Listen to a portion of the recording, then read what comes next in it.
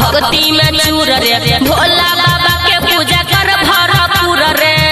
बाबा पर ध्यान दही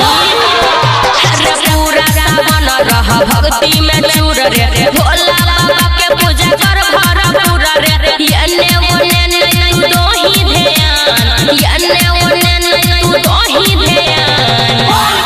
खोला ले गे छौरी गाजा के दुकान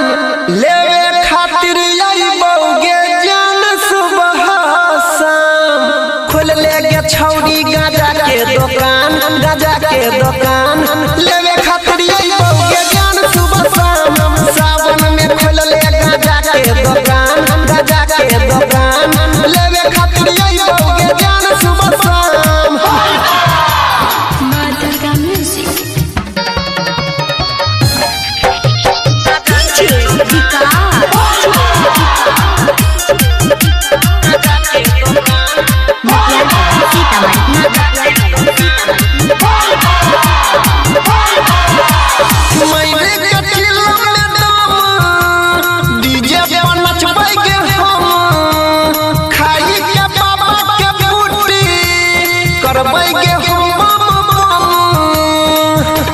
ये जाना सुना घूमे जेबै देवघर में भोला बाबा के नगर में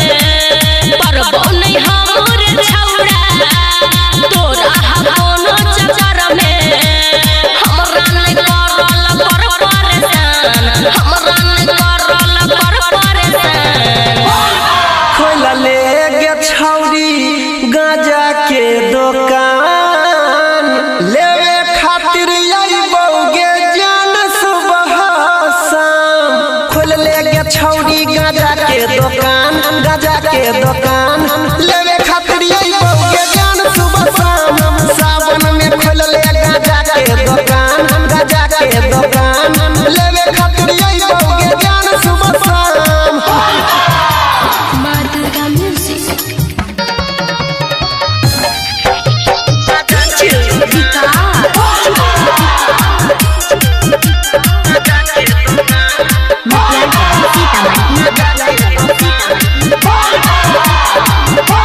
बतिया हमर कोई मान गे हेतौ नहीं तोरा नुकसान गे सब कावड़िया ये तो गोड़ी सुन तोरे दुकान गे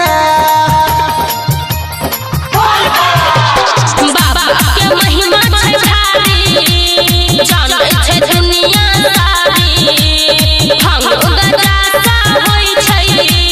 रंग बिरंग के बीमारी सुमन सोना लन खोल जुबान अनिल सनी बंदा राख जुबान खोल ले गे छौरी गाजा के दुकान लेवे खातिर आई बौगे जान सुबह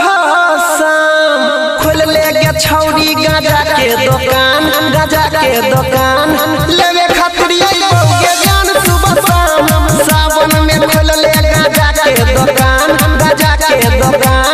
लेवे खातिर